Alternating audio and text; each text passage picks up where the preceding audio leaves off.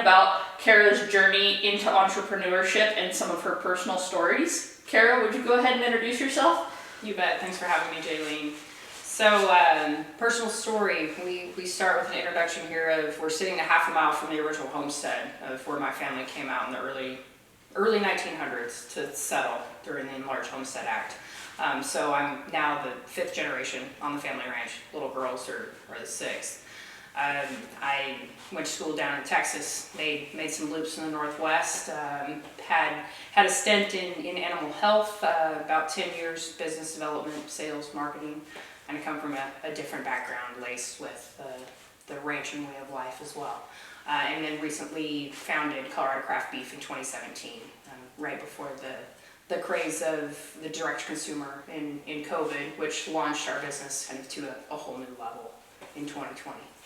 I think that's the neat thing about watching you guys grow your business. I kind of met you guys when you were still in the seed stage, and as somebody who's just starting her walk in the entrepreneurship journey, it's cool to see how the seeds you guys planted 5-6 years ago are really starting to sprout. So can you kind of talk about how that happened, some of the steps you took?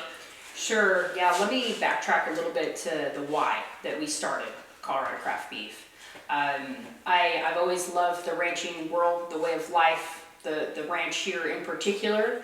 But when I looked at it from like a futuristic perspective, I wanted to do things differently. And there was two things that spurred that for me in my mindset. One was I'd been going to meetings across the country. I mean, literally across the country with ag producers, mainly ranchers, and we were talking about like the future of the industry, and so much of the buzz was around the millennial generation, which both you and I are millennials, So, but there was a group full of male boomers, frankly, talking about how we connect with a different consumer, with the millennial consumer, and of course the Gen Z. And as I look around the room, I'm like, well, maybe I'm equipped to have that conversation in a different manner. So that started the seed of going direct consumer, marketing different, actually having a direct line to our customer to be able to tell them how we do what we do on the ranch and just really connect with them. Not necessarily the educate, which we talk about a lot, of educate our consumer. I see it more as connecting and meeting them where they are and just fueling their bodies with high quality protein that we produce. That's what we do in the ranching industry. We produce beef. So. And then the second piece of that was a conversation with my dad. Jeff and I, my husband and I, had come back to help ship cattle over, probably would have been a couple years into us being married. And it was raining, so we had been rained out, and we're standing in my dad's shop, and we're looking around, and Jeff's very business-minded, and he was like, hey, Dave, can we run this place like you do? And my dad looked at him and told him no. And it wasn't due to mismanagement or anything like that, but he knew that the business regulations have changed. The fact that, more from his cattle buyer perspective, it's such an art, not just a skill, and how things are dramatically changing, that really so much of what he does there is reliant on him and his skill set. And we have very different skill sets. Both Jeff and I come from a sales and marketing business background, and we're like, okay, so how do we do something different here to be able to take it from a commodity business into a value capture business? There's only one of two ways within business to either grow or increase your revenue, etc. Is with the commodity business is you have to produce more, or you get into the value creation capture business to where you create more value and you capture more of said value.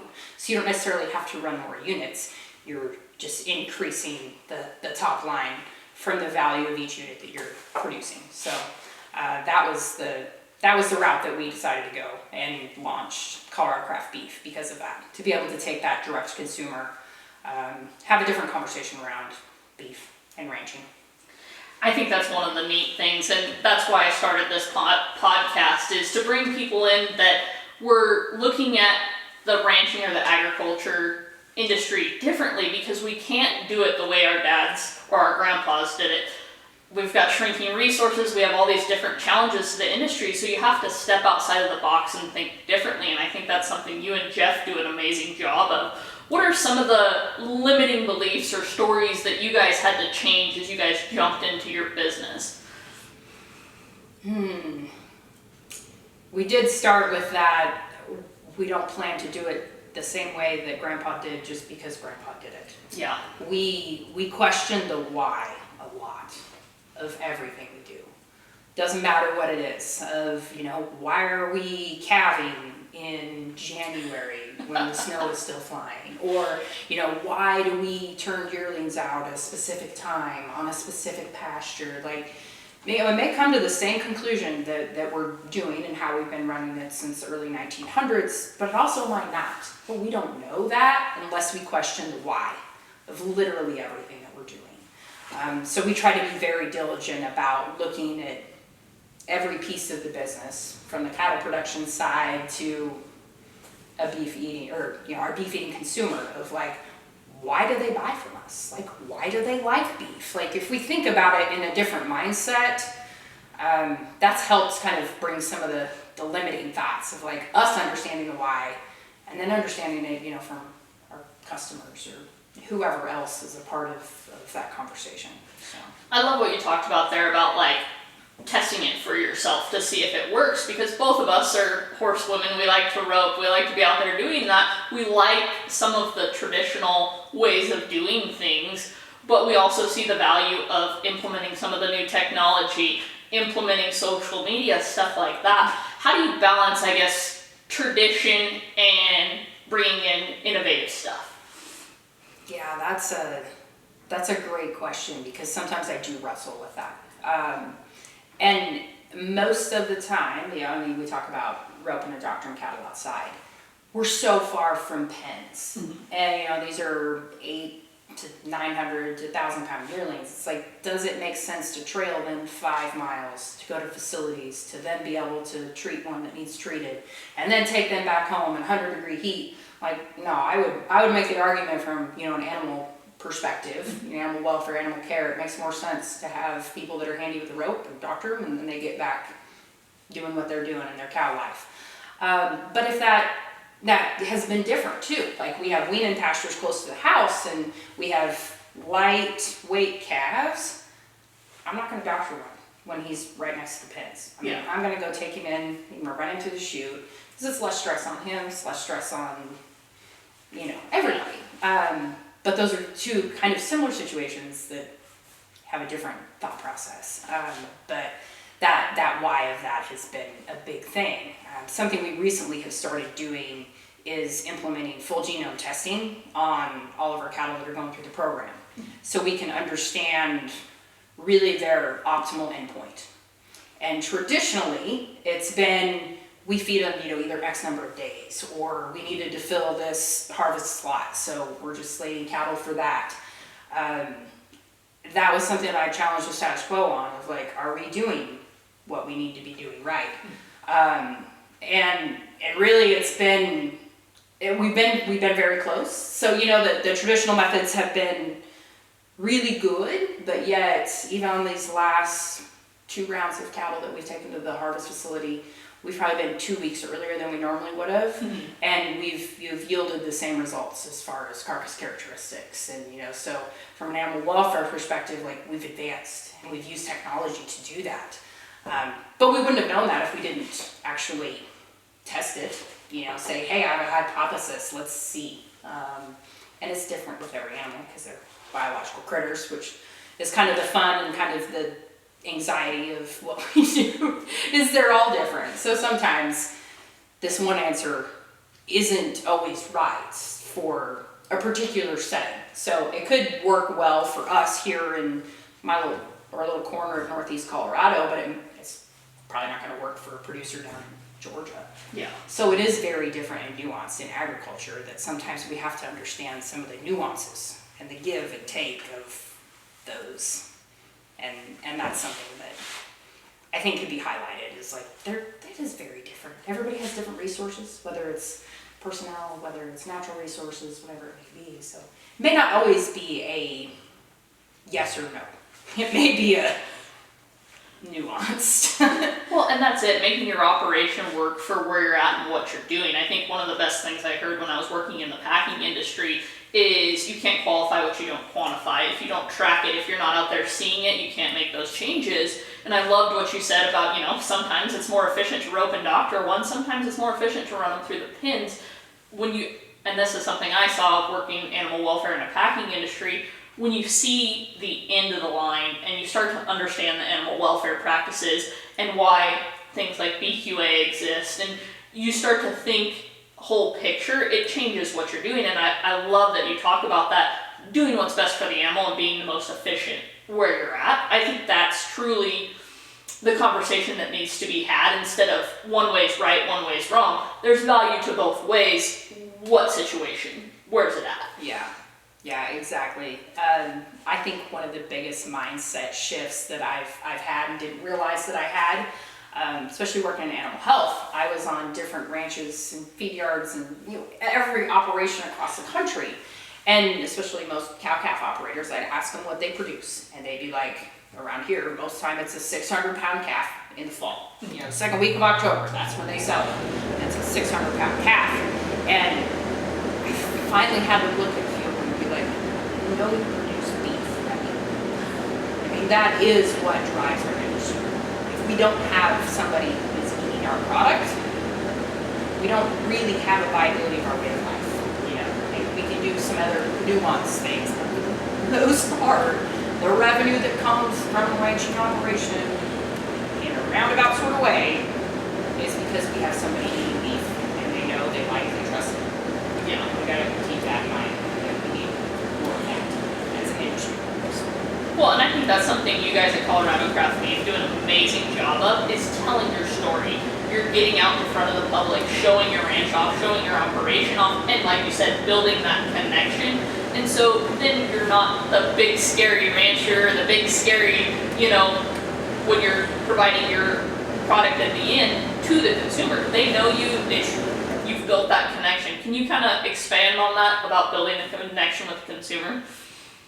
Yeah, that's one of the things that we'd always talked about in the industry. It was like, educate was the term that was always used. And we are, 3 to 4 generations removed. Most common consumers are that far removed from where their food comes from. So seeing that gap, it's a very different conversation with a consumer who just wants to be like, I want to know the person who's raising this for me.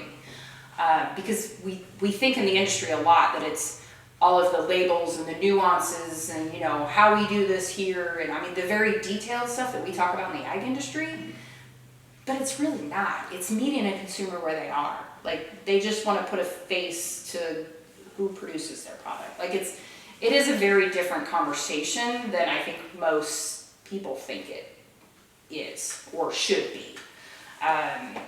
Because there are some consumers, don't get me wrong, that want to know all of the details, everything that went into that steer their whole life.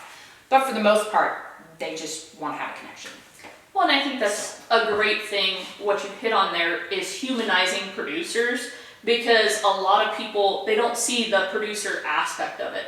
And just getting out there in front of people, like you said, putting a name to the face or a product, it creates that humanity and connection. I just think, we need more of that, telling our stories and challenging what people who are not involved in the ag industry have presented. Yeah.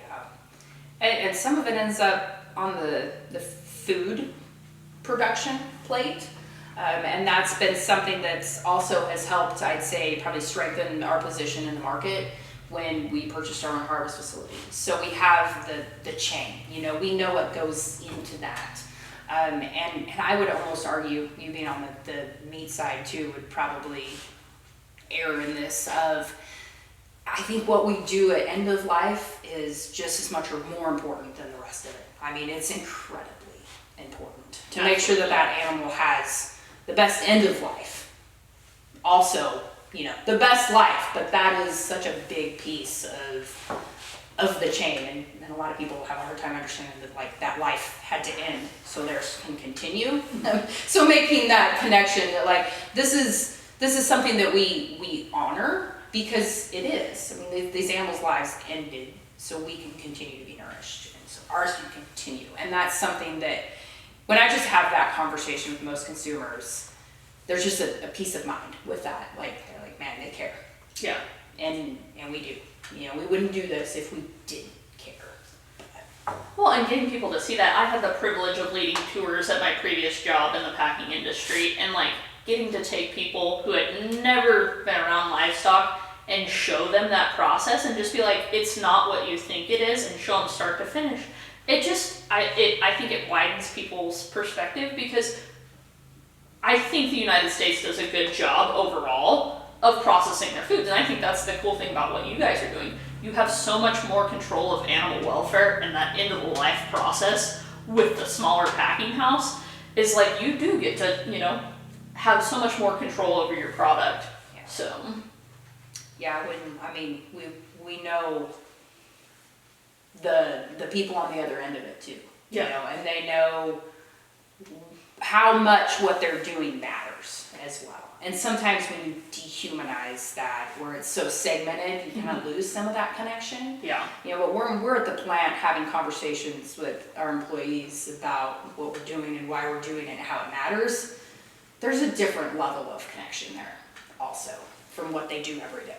Well, and I think that's such a great thing with any company, and I'm gonna just step away from the packing for a minute, is talking to your employees about the why. Like you've been talking about the why of the business. When people understand why they're doing, they're so much more invested in what they're doing.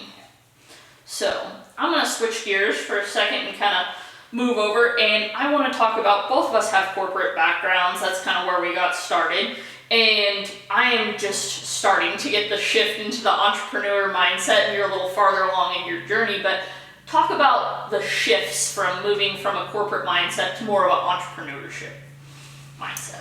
Yeah, I mean, I obviously still remember that point in time because I'd been in corporate for 10 years when I finally was full steam ahead on entrepreneurship. But I still would have to say that there was always something deep inside of me that was pulling to this, was pulling to be, you know, the entrepreneur side, the being in control of your own destiny, helping build something that you felt like meant something, you know, putting good out into the world. Like there was so much that was still kind of in the back of more of my soul, even working in corporate, you know, because I was always trying to find those pieces while in a corporate mindset of how I could be more entrepreneurial, like how I could add more value to my customers, how I could capture that value for them, like what other resources I could bring to, you know, and it more was just shifting that into our own thing as well. And we were blessed that, you know, we were able to start our endeavors when we still were working corporate, both Jeff and I. So that was very helpful to be able to kind of start there and then move over full on into the entrepreneurship world. One thing though, that not even just from the mindset, but something that I found to be so rewarding is the people. I have, in corporate, I wasn't a manager, so I didn't have people underneath me. I had, you know, kind of my job, you know, and I had my teammates and stuff, but it wasn't like a direct report. Now having, you know, almost 30 employees that kind of rely on what we're doing and building and what we're able to help create, that is amazing. You know, that's something that I didn't even really put a whole lot of thought to in corporate. And now I do. And so being able to say like, hey, we're continuing to build this thing. And it's not even just about us, but it's like the team around us. It's so incredible to see people within their own world and their sphere of what they're incredibly good at to be able to help build something bigger that they can flourish in their piece of it as well. So that's something that I didn't see coming that has been so rewarding. I love that, because it's funny, the people, I was on opposite end of the spectrum when I worked in corporate. I managed a team of 5, And that was the best part of my job, was getting to work with those people. And so for me, like watching or listening to what you just said, I think it would be so cool to have that level of freedom, like the impact you have as a leader on somebody else's life, but the freedom of, it is your company, it is your business, helping them see themselves in a different light and understand the why, and helping them invest. And I don't know, I love that part of when I was on the corporate, is just helping people see the best in themselves and develop to their full potential. And I just feel like owning your own business and what you guys are doing, you have a lot of freedom there. Yeah, you do. And there is definitely a sense of freedom that comes along with entrepreneurship. And one of the beautiful things about the country that we live in is we're able to do that, but also with that freedom kind of comes the other side of it, of like, it is never ending, but when you do what you love, that's okay too, So even, we're 100 feet from the house, and this is our office building, and so Jeff and I work here, but then we kind of work everywhere, frankly. So it is kind of a never-ending world in the entrepreneurship side, because even when you're not at work, you're thinking about it, and you're building and creating, but that's one of the beautiful things as far as like kind of being a creator and a creator mindset, of like being able to put that creation out into the world too, and share that with people. So. And that's something we were talking about this earlier, is like where you invest your time and like investment. I think that's nobody talks about the hard work. Entrepreneurship right now is the big blow up, but nobody talks about the hard work on the other side. But I think it's the mindset shift of, you're going to work hard. If you're like us, I guess I should say, you're going to work hard no matter where you're at, but investing in your future, your legacy, what you're building. Yeah, because that was, to the conversation with my dad, of just envisioning what the ranch would look like for my girls. They're 4 and 2. It'll be a little bit of time, but there was also things that I didn't know how else to teach them. Yeah. Besides being involved in this way of life. And doing what we've done with the business has helped be able to put our skills out into the world and be able to invest, but also still be a part of it too, without just the traditional mindset of what you would think that you needed to do. If I came back to the ranch even after college, what I would think of the traditional mindset of what I would be doing here every day is very different than what I'm doing now. Yeah. But I still get to go watch the sunrise horseback and ship cattle and process the feed yard, but yet we're still also a lot of times the strategic business development, and so it's really a cool mix, especially for Jeff and I, coming from kind of different worlds. We get that cool mix of the business side, but also sometimes, even Jeff said, he's like, I don't mind going feed yard, because just kind of need to unplug my brain every once in a while. I'm like, yeah, that's the way I feel about just cowboying too, so. Well, and I think that's one of the big things people don't talk about, is that freedom of time. Is like, and granted, you're gonna work as hard either way, but that's one of the things, is having the freedom to utilize your skill set and your time in a different manner. And that's, I don't know. I do want to kind of talk, you were talking about your daughters, and both of us have been women who have worked in male-dominated industries for a long time. I think we probably have a different mindset than a lot of women. We understand the value of men. We understand that they're our partners. There's a lot of great men in this industry. But what's one of the things that you've learned about valuing yourself as a woman in this industry and navigating things as a woman in this industry? One thing that I did learn a long time ago was, whether I liked it or not, I was gonna have to show up better. I was going to have to be better, and in some ways that demands the respect, but because I never wanted to lean on the fact that I was a female, and so, well, I didn't know it, that kind of mindset, and you get grace for that, and I was like, no, I'm not gonna do that. I'm gonna make sure that I do know it and I can do it. Walk the walk, talk the talk, like kind of a situation. So I took that to heart, of maybe almost to the other degree, of making sure that I this is the right terminology, but was worthy of that respect. Mhm. It is something I didn't take for granted. Yeah. I'd be happy to be the one standing toe to toe with the man doing the same job, not because I was trying to take that or prove something, but frankly, my dad had 2 daughters and he just didn't get a cowboy, so we were his cowboys. Like, that's just the way it was, and I really didn't see it really different growing up because I was like, well, that's just what we do, and I moved south and I got a little different dose of that, but I came back north, so I just really didn't see it as kind of a barrier, but yet I did realize that there was almost kind of just a different thought process on the standard, so I had to hold myself to a higher standard. And it's funny that you mentioned that because it's something I've been dealing with lately, is that holding yourself to a higher standard, because I am very well versed in the ranching industry, but with my current job, one of the things I was struggling with was, and I'm still struggling with it, is the mechanical side. And I think it was something it's like, back to that, if you're gonna be here, you've gotta learn it, you've gotta figure it out, you have to step up. And I think what you were talking about is a great point, is like, if you're gonna show up, you've gotta be able to do the same work. One of the best things that my dad said to me is, you can do anything a man can do, but you act like a lady when you do it. And that's something I think both of us have the same perspective on, is we both are very willing to step up and do the job, go above and beyond, but I don't think we try to be men while we do it. And that's one of the things I think learning that is a challenge.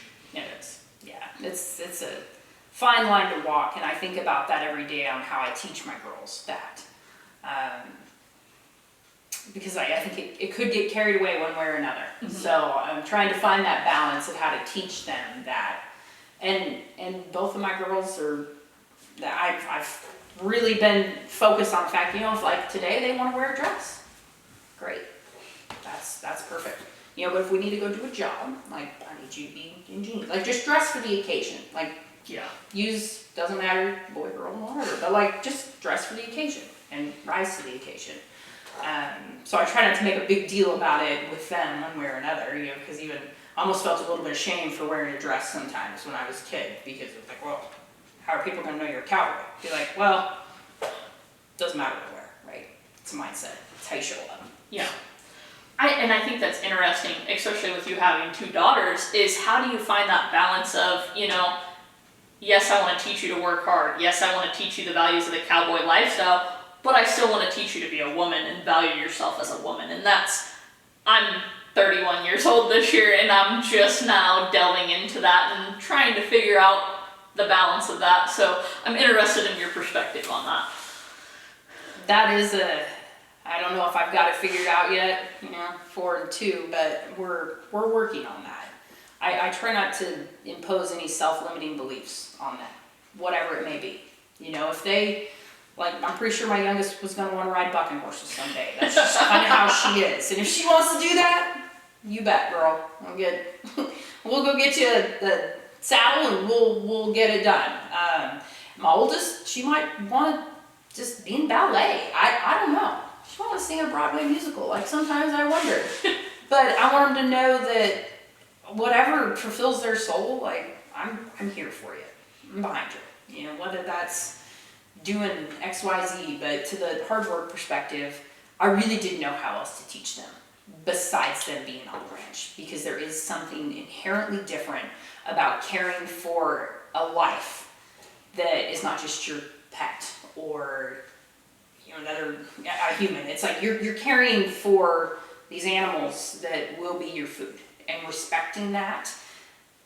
There is a level of ownership and hard work and dedication and like just a mindset in that I think is incredibly important to teach children.